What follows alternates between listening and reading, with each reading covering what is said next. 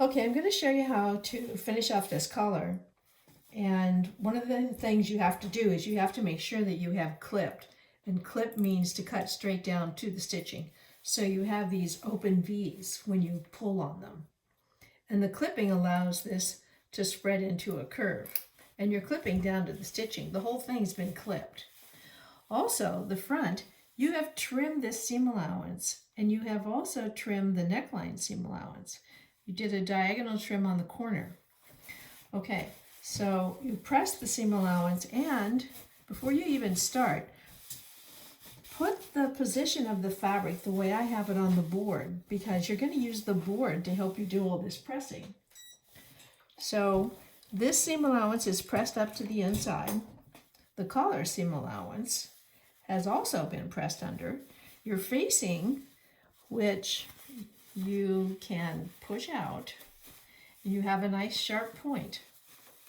And because of the clipping, see how I'm positioning on the board, and I put the facing up inside, and I take the seam allowance and I fold it over so everything is encased. But what you have to do is curve the neck and press everything up into the inside. And so there's a lot of positioning that you're doing, and the pressing is the important part. This is actually what's going to shape it, because right now it's still not laying flat, and it is the pressing around the curve and the manipulating with the iron that is going to allow you to get this to lay flat.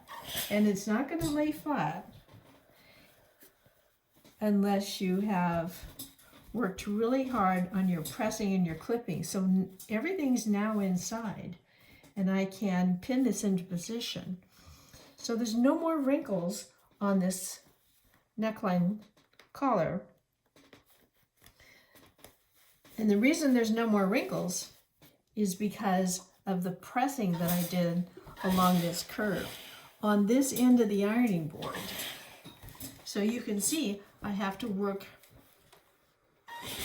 to really get that curved and to lay flat by using the end of the board.